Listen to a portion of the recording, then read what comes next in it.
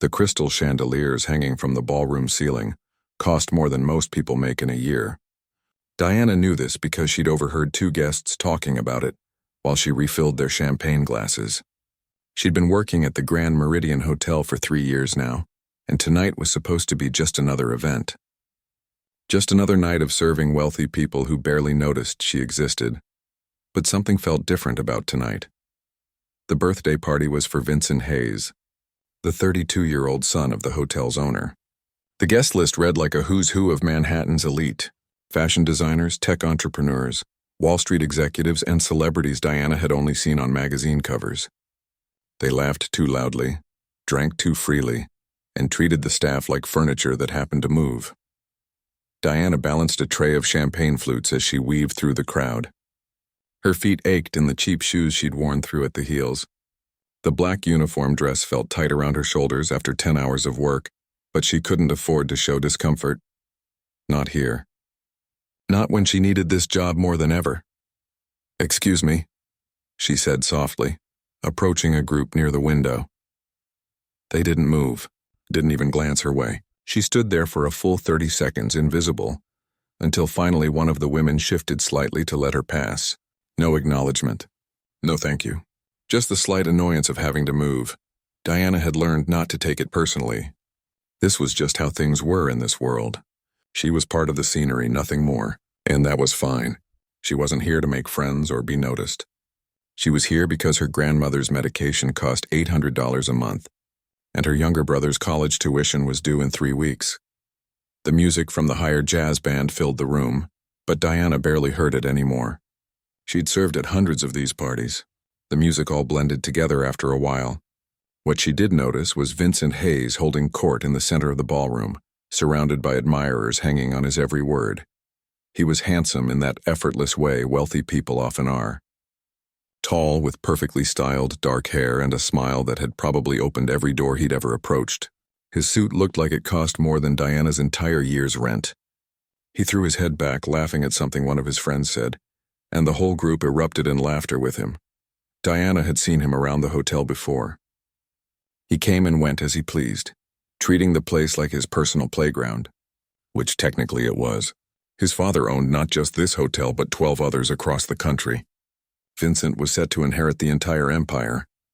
"More champagne over here," someone called out, snapping their fingers in Diana's direction. She turned, forcing a polite smile onto her face.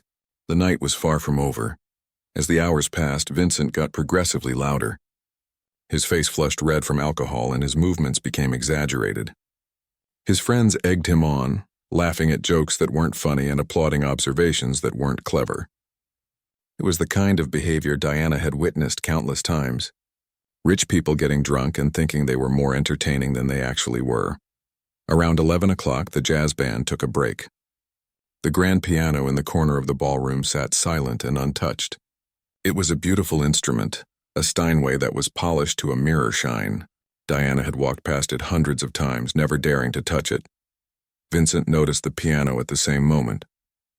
His eyes lit up with an idea, the kind of idea drunk people think is brilliant. He stumbled over to it, running his hand along the polished surface. "We need entertainment," he announced loudly, and the room's attention shifted to him. This beautiful piano is just sitting here, silent. "That's a crime, don't you think?" His friends cheered in agreement. Someone suggested calling the band back early. Someone else suggested Vincent play it himself. "No, no, no," Vincent said, waving them off. He scanned the room and his eyes landed on the staff lining the walls. "Let's have some real fun. Let's see what hidden talents our employees have." Diana felt her stomach drop. She'd seen this before. Wealthy guests amusing themselves by putting staff in uncomfortable positions, making them dance or sing or tell jokes. It was humiliation disguised as fun, and there was nothing you could do about it without risking your job. "You," Vincent said, pointing directly at Diana. "Come here." Every head in the room turned to look at her. Heat rushed to her face. She wanted to disappear, to sink into the floor and vanish, but she couldn't. She had bills to pay and people depending on her. Diana set down her tray and walked toward Vincent, her legs feeling like lead. The room had gone quiet except for scattered giggles from some of the guests. They smelled blood in the water. "Entertainment at someone else's expense. What's your name?" Vincent asked. though his tone suggested he didn't really care about the answer. "Diana," she said quietly. "Diana," he repeated, making a show of it. "Diana, can you play piano?"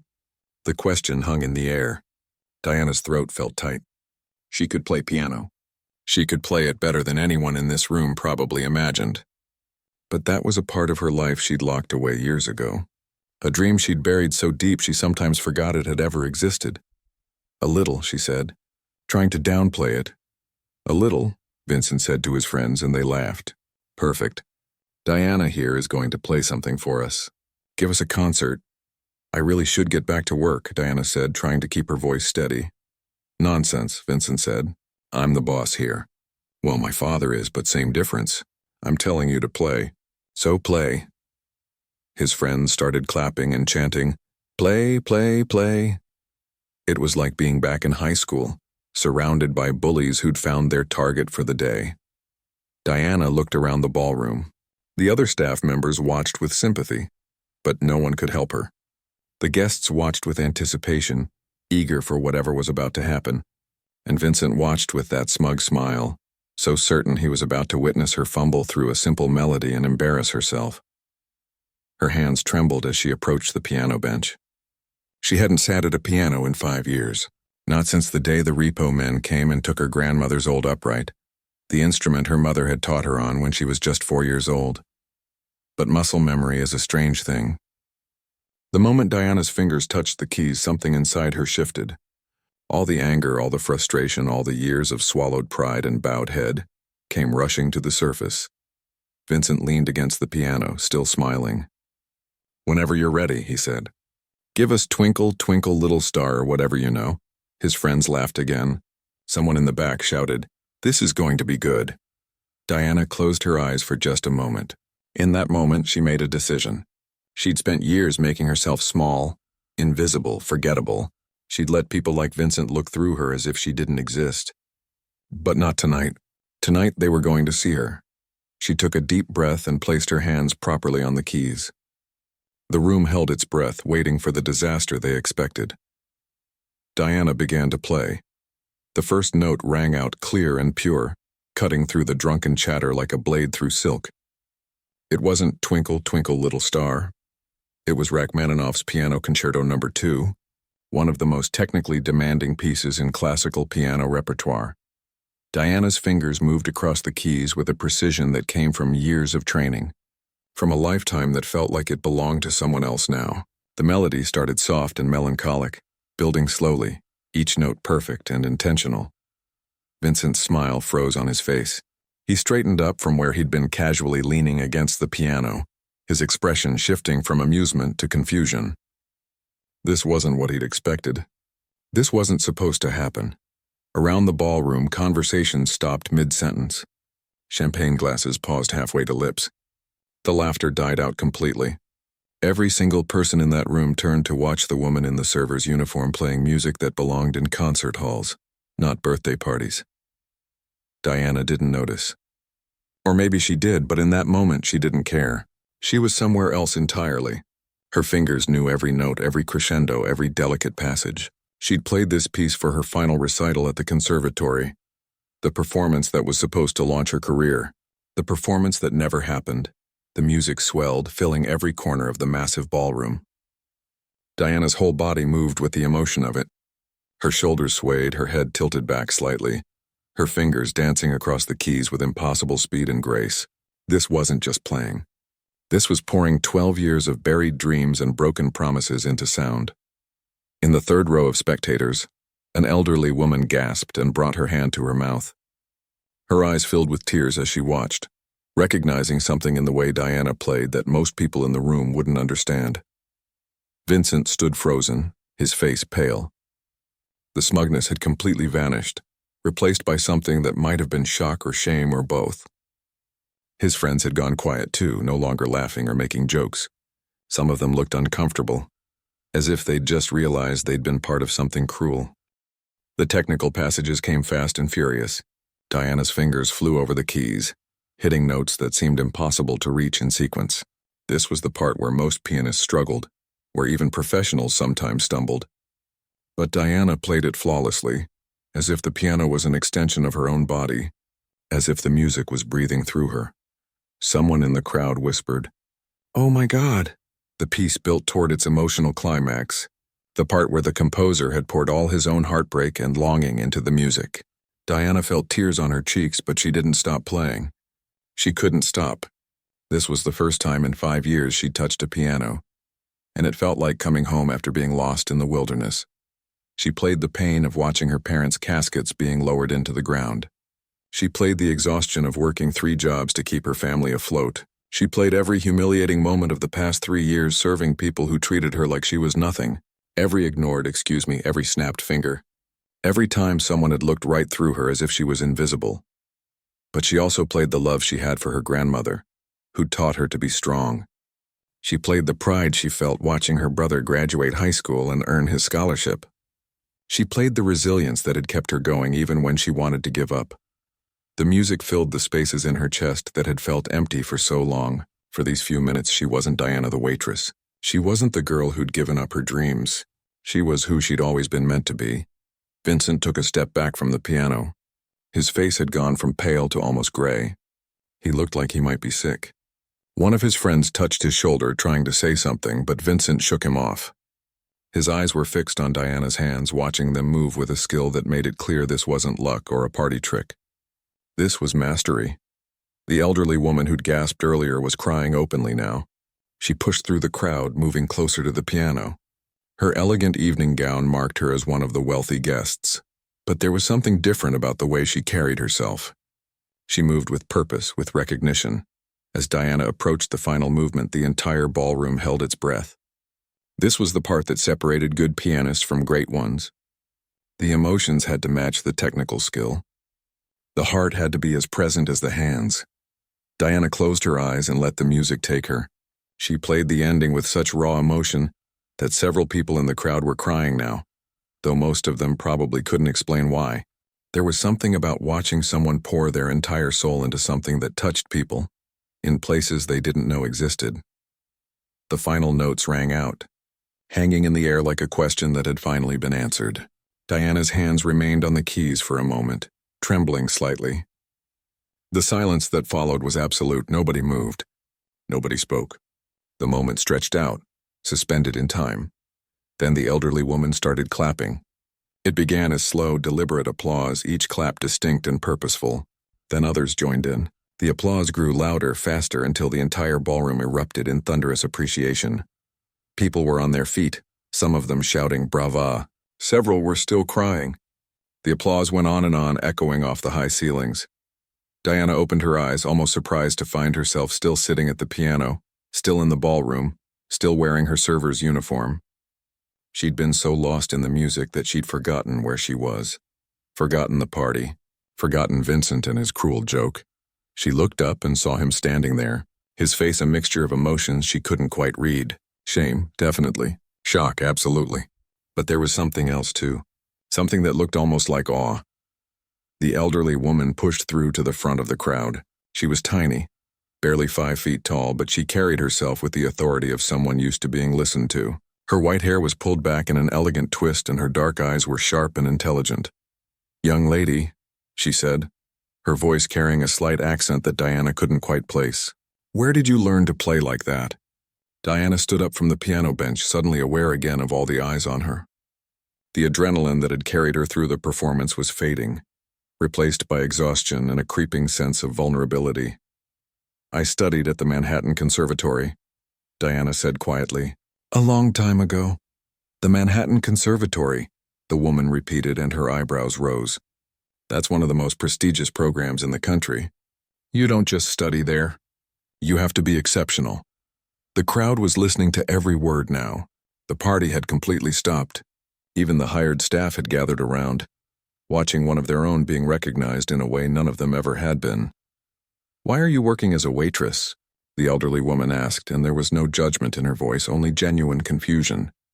Diana felt Vincent's eyes on her. Felt everyone's eyes on her. The question hung in the air, and she knew whatever she said next would matter. "Life happens," Diana said finally. "Sometimes you have to make choices. What kind of choices lead someone with your talent to abandon it completely?" The woman pressed gently, and there it was. The question Diana had been avoiding for 5 years. The question she'd been too afraid to ask herself because she knew the answer would break her heart all over again. Vincent spoke up, his voice hoarse. "I think we all owe Diana an apology." He looked around at his friends, at the guests. "I certainly do. I thought I was going to embarrass her. I thought this would be funny." The shame on his face was evident now.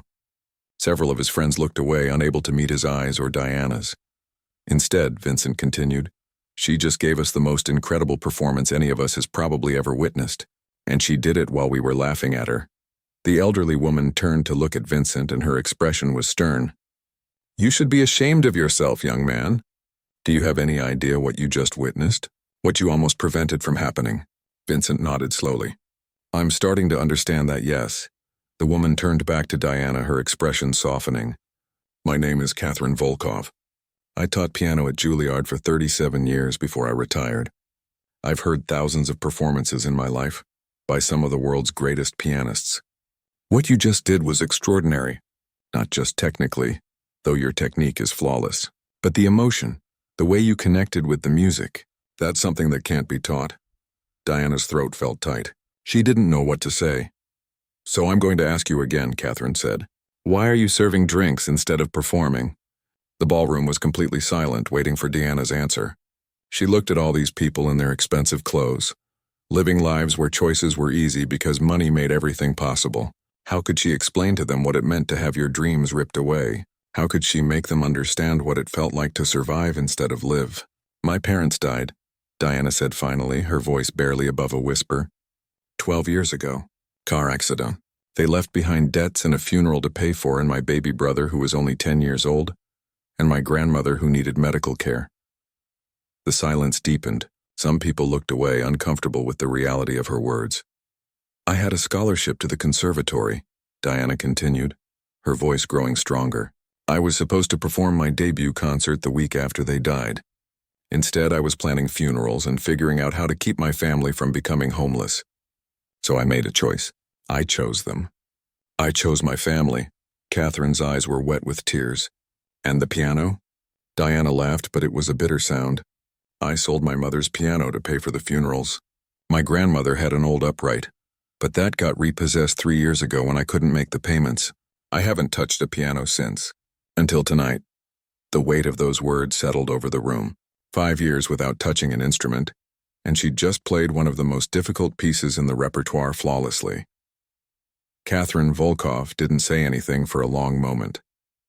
She just looked at Diana with an expression that held both sadness and something else, something that looked like determination. 5 years, she finally said, shaking her head. 5 years without practice, and you played like that. Do you understand how rare that is? How extraordinary." Diana didn't know what to say. She felt exposed, like all the armor she'd built around herself over the years had been stripped away in front of a room full of strangers. She wanted to retreat, to go back to being invisible, but it was too late for that now. Vincent was still standing nearby, looking like he'd been punched in the stomach. His friends had started to disperse, the party atmosphere completely destroyed. Some of them were leaving, making quiet excuses and slipping out the door. Nobody seemed to know quite what to do with what had just happened. "I need to get back to work," Diana said, looking around for her serving tray. "Absolutely not," Catherine said firmly. "You're not serving anyone tonight. Vincent, is there somewhere private we can talk? An office, perhaps?" Vincent nodded quickly, seeming grateful for something to do, some way to be useful after what he'd done. "Yes, of course. My father's office is just down the hall. Please follow me." Diana wanted to protest, but Catherine had already linked her arm through Diana's in a way that made it clear this wasn't optional. They followed Vincent out of the ballroom, leaving behind the confused guests and the whispered conversations. The office was exactly what Diana expected from a hotel empire owner. Dark wood paneling, leather furniture, floor-to-ceiling windows overlooking the city. Vincent turned on a lamp and gestured for them to sit, but he remained standing, his hands shoved in his pockets. "I'm sorry," he said immediately, looking directly at Diana. "I don't know what else to say except I'm truly, deeply sorry. What I did was cruel and thoughtless, and there's no excuse for it." Diana met his eyes. She'd expected him to be defensive or dismissive once they were away from the crowd. But he looked genuinely shaken, like something fundamental had shifted in how he saw the world. "You thought I'd fumble through chopsticks, and everyone would have a good laugh," Diana said. It wasn't a question. "Yes," Vincent admitted. "That's exactly what I thought. I didn't see you as a person with a life and a history and talents. I saw you as entertainment, and that's disgusting." Catherine settled into one of the leather chairs, studying both of them carefully. "Well, at least you're honest about it. That's something, I suppose." An uncomfortable silence filled the room. Vincent ran his hand through his hair, messing up the perfect styling. He looked younger suddenly, less like the confident heir to a fortune, and more like someone who'd just realized he'd been living his life all wrong. "Tell me about the conservatory," Catherine said to Diana, breaking the silence. "What year did you attend?" "I started when I was 16, Diana said. "Got the scholarship after I won the Young Musicians competition. I studied there for 2 years before everything happened." "Who was your instructor?" "Professor Mitchell Chen." Catherine's eyes widened. "Mitchell Chen. He only takes students he believes have genuine virtuoso potential. He turned down the daughter of a senator once because he said she had good technique but no soul." She leaned forward. "What did he say about your playing?" Diana felt a lump forming in her throat. She hadn't talked about this in years, hadn't let herself think about it. "He said I had a gift. He said if I kept working, if I stayed dedicated, I could play anywhere in the world. Carnegie Hall, the Kennedy Center, anywhere. And your debut concert," Catherine pressed gently. "What were you going to perform?" "The Rachmaninoff piece I just played," Diana said. "Plus Chopin's Ballade No. 1 and Liszt's Hungarian Rhapsody No." Catherine sat back in her chair, her expression thoughtful. "That's an ambitious program for an 18-year-old. Professor Chen said I was ready for it. Clearly he was right." Catherine pulled out her phone from her small evening bag. "I'm going to call him right now. He needs to know you're alive and what happened to you." "No," Diana said quickly. "Please don't. I haven't talked to him since I left. I just disappeared. I was too ashamed to explain why I wasn't coming back." "Ashamed?" Catherine looked genuinely confused. "Ashamed of what? Of taking care of your family? Of sacrificing your dreams so your brother could have a chance at his?" "Ashamed that I failed," Diana said, her voice cracking. "Ashamed that I let the gift go to waste. Professor Chen invested so much time in me, believed in me, and I just walked away." Vincent, who'd been listening quietly, spoke up. "You didn't walk away. You were pulled away by circumstances beyond your control. There's a difference." Diana looked at him surprised. He wasn't wrong, but she'd never allowed herself to see it that way. In her mind, she'd made a choice, and that choice had consequences. She'd given up music. That was her failure to live with. "How old is your brother now?" Catherine asked. 22. He's in his senior year at State University on a basketball scholarship." "And your grandmother?" "She's 76. She has diabetes and arthritis, but she's managing. The medication is expensive, but we get by." Catherine nodded slowly, taking all of this in. "So you sacrificed your career to raise your brother and care for your grandmother. And now your brother is nearly finished with college, about to start his own life. Which means what? You're planning to work as a waitress for the rest of your life? Let your talent rot away completely?" The words hit harder than Diana expected. She'd been so focused on surviving day to day, on making sure the bills were paid and her family was taken care of, that she hadn't let herself think about the future. Her future, not just theirs. "I don't know," Diana admitted. "I'm 30 years old. I haven't performed in 12 years. Haven't even practiced in 5. You can't just pick up a classical music career after that kind of gap." "Why not?" Catherine challenged. "You just played Rachmaninoff flawlessly after 5 years away from a piano. Do you know how impossible that should be?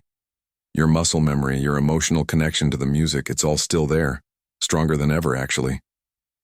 "But I'm old for the classical world," Diana protested. "Most concert pianists have established careers by my age." "Most concert pianists don't have your story," Catherine countered. And frankly, I'm tired of watching 19-year-old prodigies play technically perfect but emotionally empty performances. The world needs musicians who have lived, who have suffered, who have something real to say through their music. That's what you have."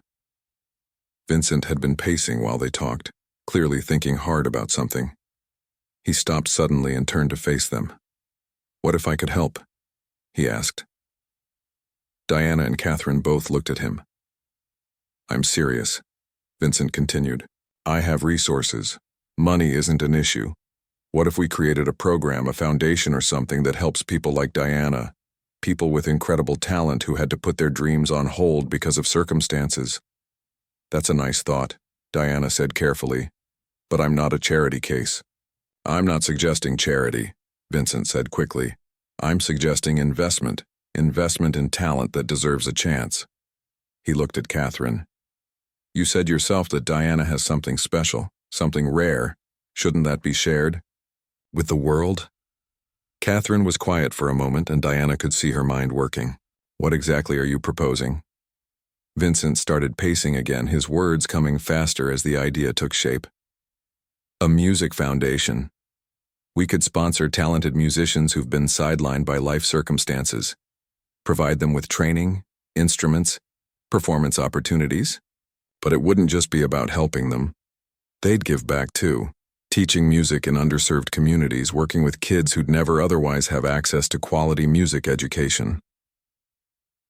"That's actually not a terrible idea," Catherine said slowly. "I'm not interested in being your redemption project," Diana said firmly. "You feel guilty about what you did tonight, and now you want to throw money at the problem to make yourself feel better. That's not how this works." Vincent stopped pacing and looked at her directly. "You're right. That's probably part of my motivation, but that doesn't make the idea wrong. And honestly, maybe I need a redemption project. Maybe I need to do something meaningful with my life instead of just coasting on my father's money." "He has a point," Catherine said. "Though I'd want to see real commitment before I'd support something like this, not just a check written to ease a guilty conscience." "What would real commitment look like?" Vincent asked. Catherine smiled, and it wasn't entirely kind. "It would mean you'd have to actually work, roll up your sleeves and teach music classes to kids in tough neighborhoods. Learn what it means to invest in people, not just properties. Think you could handle that?" Vincent didn't hesitate. "Yes. Actually, yes, I think that's exactly what I need to be doing." Diana shook her head. "This is crazy. This whole conversation is crazy. 20 minutes ago I was serving champagne, and now we're talking about music foundations and teaching programs." 20 minutes ago you were invisible," Catherine said gently. "Now you're not. Now everyone in that ballroom knows you're extraordinary. You can't go back to being invisible after that, Diana. The question is, what are you going to do next?" The question hung in the air.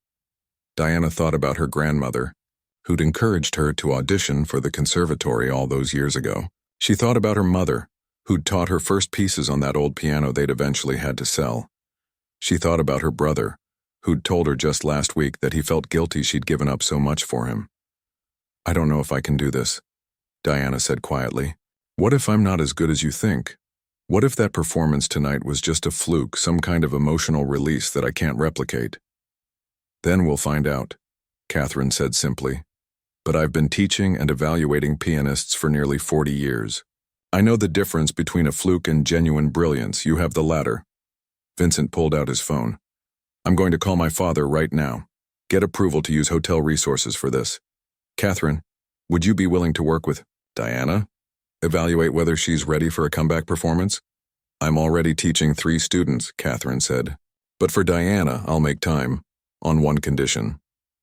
"What's that?" Diana asked.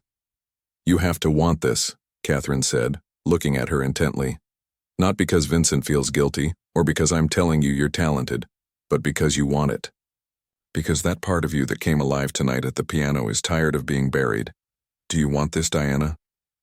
Diana closed her eyes. She thought about those 5 years without touching a piano.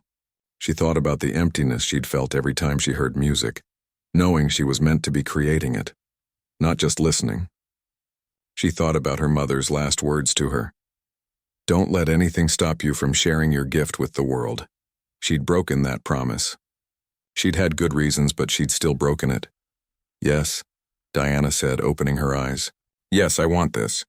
I'm terrified and I don't know how to make it work with my job and my responsibilities, but yes, if there's any chance I could play again, really play, then yes. Catherine smiled, a real smile this time. Good, that's what I needed to hear. Vincent was already on the phone with his father, pacing back and forth as he explained what had happened. Diana could only hear his side of the conversation, but it seemed to be going well. He's going to stop by the office tomorrow morning, Vincent said when he hung up. He wants to meet you, Diana. He's interested in the foundation idea. This is happening very fast, Diana said, feeling overwhelmed. Sometimes the best things do, Catherine said. She stood up and gathered her things. I need to get home, but Diana, I want you to come to my apartment tomorrow afternoon. I have a piano there. We'll see where you really are skill-wise, what we need to work on. Can you do that? Diana thought about her schedule. She was supposed to work the afternoon shift tomorrow, but Catherine was offering her something she'd thought was lost forever. I'll figure it out, she said. Yes, I'll be there.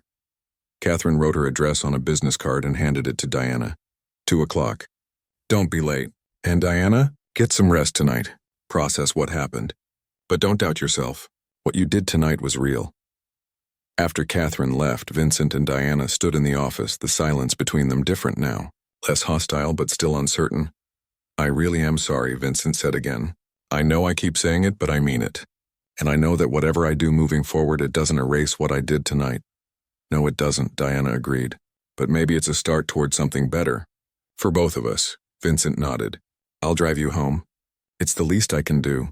Diana almost refused out of habit, but she was exhausted. The adrenaline crash was hitting her hard, and the thought of taking the subway this late was overwhelming. Okay, she said. Thank you. As they left the office and walked through the now nearly empty ballroom, Diana saw the piano still sitting in the corner.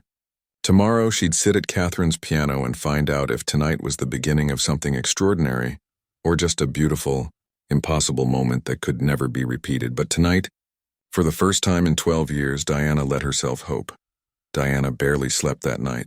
She kept replaying the moment her fingers touched the piano keys, the feeling of the music flowing through her after so many years of silence.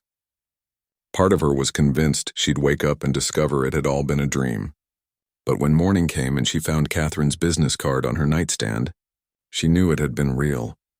The problem was her shift at the hotel started in 4 hours, and she had no idea how to explain to her manager why she needed the afternoon off. Tommy Rodriguez had been managing the service staff for 15 years, and he didn't accept excuses easily. The hotel always came first. Diana found her grandmother in the kitchen, already up and making coffee despite the early hour. At 76, Grace Richardson still insisted on being the first one awake in the house. You got in late, her grandmother said, not turning around from the counter.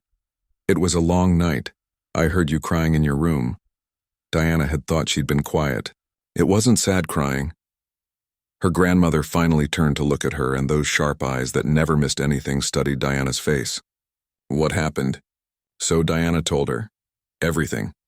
About Vincent's cruel joke, about the piano, about the performance, and Catherine Volkoff and the foundation idea. Her grandmother listened without interrupting, her expression unreadable. When Diana finished, her grandmother was quiet for a long moment.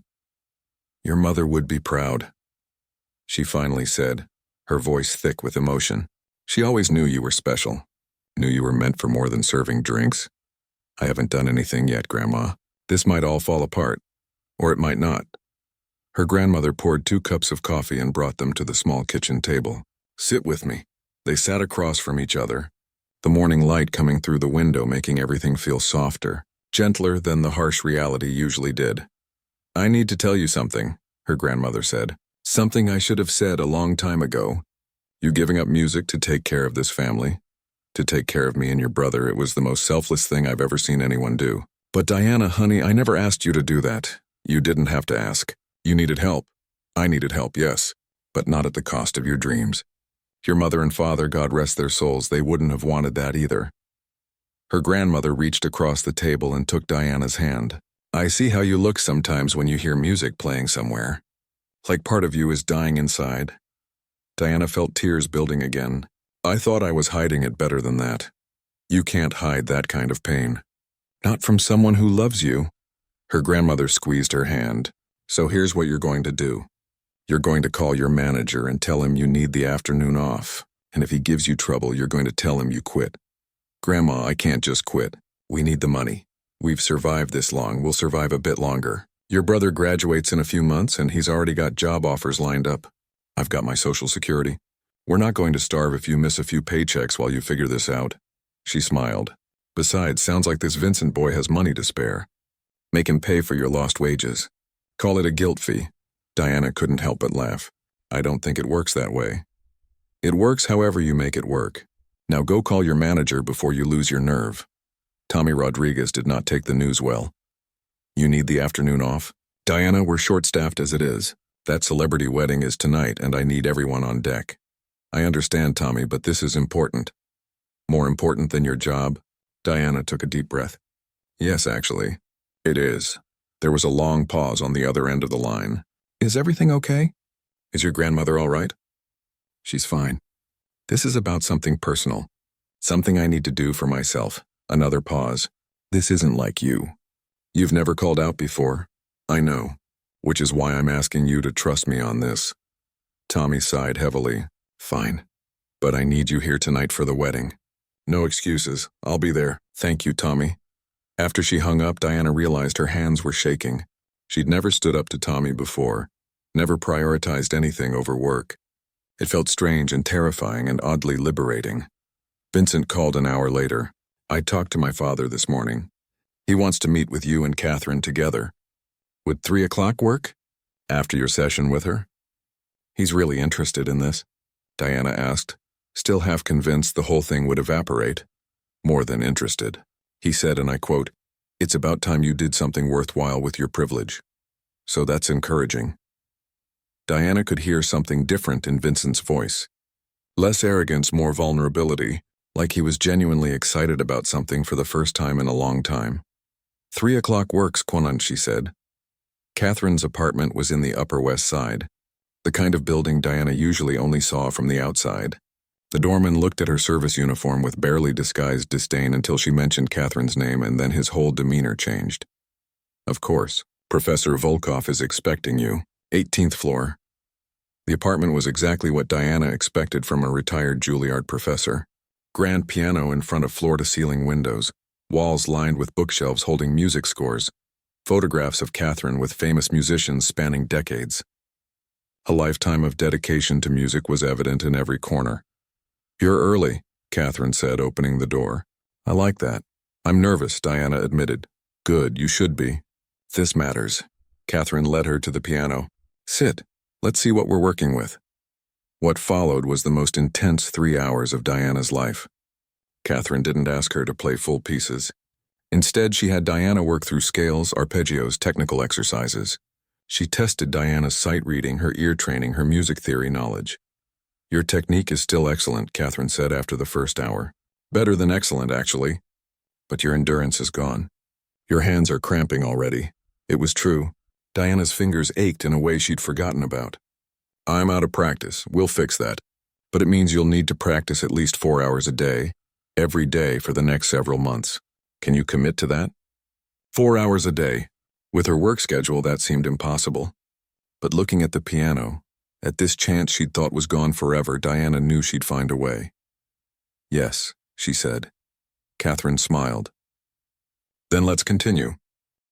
By the time 3 o'clock approached, Diana was exhausted but exhilarated. Her fingers hurt, her back ached from sitting at the piano bench, but she felt more alive than she had in years. Vincent arrived right on time, accompanied by his father.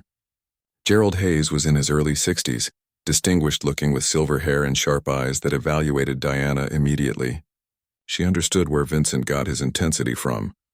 So you're the young woman who put my son in his place, Gerald said, and there was approval in his voice.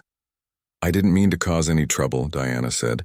Trouble is exactly what he needed. What we all need sometimes. Gerald settled into one of Catherine's chairs. Vincent told me what happened last night. I want to hear your thoughts on this foundation idea. For the next hour, they discussed logistics. Gerald had already consulted with his lawyers about establishing a non-profit. Catherine outlined what kind of music program would actually be effective. Vincent, to Diana's surprise, had researched similar programs in other cities and brought detailed notes about what worked and what didn't. "Here's what I'm proposing," Gerald said. "We establish the foundation with an initial endowment of $5 million. That's enough to create 3 community music centers in underserved neighborhoods, hire qualified teachers, and provide scholarships to students who show promise but lack resources." Diana's head spun at the numbers. $5 million. It seemed impossible. "And Diana would be the face of the program," Vincent added. "Her story, her comeback, it would inspire people. It would show kids that talent and hard work can overcome circumstances." "But I haven't had my comeback yet," Diana protested. "What if I fail?" "You won't," Catherine said firmly. "But even if you did, your story would still matter. The point is to try to show that it's never too late to pursue your dreams." Gerald pulled out a folder and slid it across the table to Diana.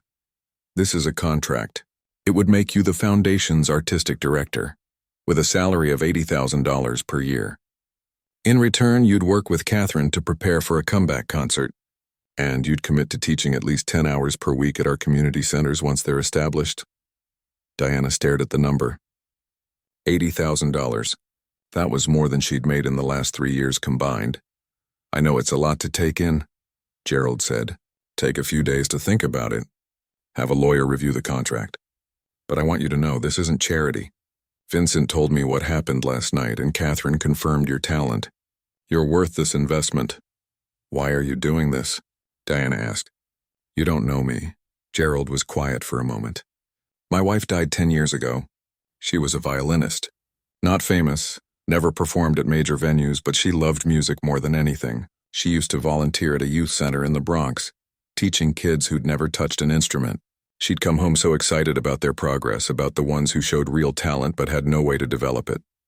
He paused, emotion flickering across his usually controlled face. "She always said that talent was everywhere, but opportunity wasn't. She wanted to change that. We talked about starting a program like this, but she died before we could make it happen."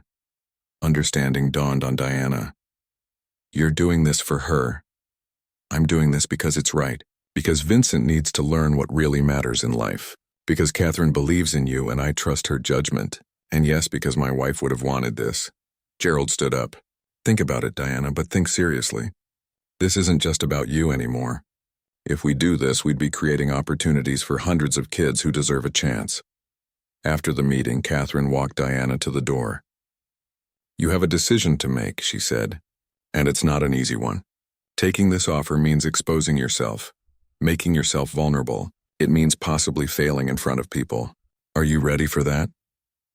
Diana thought about her mother teaching her first piano piece, about the years of practice, the competitions, the scholarship, about the moment she'd walked away from it all, about last night when the music had poured out of her like it had been waiting all these years to be freed.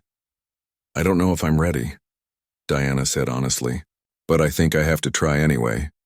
Catherine smiled and hugged her. "That's the right answer.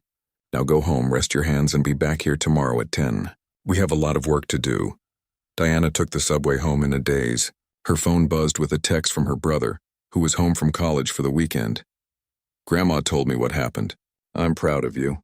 And I'm sorry," she texted back. "Sorry for what?" "For being the reason you gave up music in the first place." Diana stared at the message, tears blurring her vision. She typed and deleted several responses before settling on the truth. "You were never the reason. Love was the reason, and I'd make the same choice again. But I'm grateful I might get a second chance." When she got home, her grandmother was waiting with dinner already prepared. Her brother, tall and athletic in his college sweatshirt, gave her a huge hug. "So you're going to be famous," he said, grinning. "I'm going to try not to embarrass myself," Diana corrected. "There's a difference." Over dinner, she told them about the contract offer, about the foundation, about the work that lay ahead. Her grandmother listened with pride shining in her eyes. Her brother kept asking questions about the community centers, about whether he could volunteer to help. "You're going to take it, right?" he asked. "The contract?" Diana looked at the two people who'd shaped her life, who she'd sacrificed everything for. They were both looking at her with hope and excitement. wanting this for her more than she'd ever wanted it for herself. "Yeah," she said, feeling something settle in her chest. "Yeah, I'm going to take it." Her grandmother raised her water glass. "To new beginnings, and to remembering that it's never too late to come home to yourself." They clinked glasses, and Diana felt something she hadn't felt in 12 years. She felt like maybe, just maybe, everything was going to be okay. That night, she read through the contract carefully. There was a clause that stood out. The artistic director agrees to perform at least 3 public concerts per year, including 1 major fundraising gala to benefit the foundation. 3 public concerts. Major venues. Real audiences. Diana's hands shook as she signed her name at the bottom of the contract. There was no going back now. The girl who disappeared 12 years ago was about to step back into the light, and the world was about to see if she still had what it took to shine. 6 months can feel like forever when you're working toward something that terrifies you. Diana learned this truth every single day as she prepared for her comeback concert at Carnegie Hall. Catherine hadn't been gentle with her training. 4 hours of practice minimum every day, no exceptions. Scales until Diana's fingers moved faster than her thoughts. Technical exercises that made her hands cramp. Sight reading new pieces to keep her skills sharp. And emotion work, as Catherine called it, where Diana had to dig deep into what she was feeling and channel it into the music. The community music centers had opened 3 months into her training. Diana split her time between practicing and teaching young students who reminded her so much of herself at that age. Kids with raw talent and no resources. Kids who lit up when they touched a piano for the first time. Kids who made her understand why this foundation mattered beyond just her own comeback. Vincent kept his promise too, showing up every Saturday to teach basic music theory to beginners. He wasn't naturally good at it, fumbling through explanations and getting frustrated when kids didn't understand. But he showed up. Week after week he showed up. "I never realized how hard teaching is," he admitted to Diana one Saturday afternoon. "These kids have so much energy and they ask questions I don't know how to answer." "But you keep coming back," Diana pointed out. "Because it matters. Because for the first time in my life, I'm doing something that actually makes a difference." He smiled, and it was different from the arrogant smile she'd seen that first night. This one was genuine. "Also, these kids are way smarter than me. Did you know little Jayla figured out chord progressions I couldn't explain? She just heard them and understood." Diana had met Jayla, an 8-year-old with an incredible ear for music. She was exactly the kind of student the foundation existed to support. "Are you going to offer her the scholarship?" Catherine already approved it. "She starts advanced lessons next month." Vincent's phone buzzed and he checked it. "Speaking of Catherine, she wants to know if you're ready for the final rehearsal tomorrow." Diana's stomach clenched. The final rehearsal, which meant the concert was in 1 week. 7 days until she stood on stage at Carnegie Hall and either proved everyone right or let everyone down. "I don't know if I'll ever feel ready," she admitted. "That probably means you're as ready as you can be." The final rehearsal was brutal. Catherine invited a small audience, maybe 30 people, so Diana could practice performing under pressure. Her grandmother came, sitting in the front row with Diana's brother. Vincent and his father sat together, and several of the young students from the community centers filled the remaining seats. Diana's hands shook as she walked onto the stage. It was just a rehearsal, just a practice run, but her heart hammered in her chest like she was about to face a firing squad.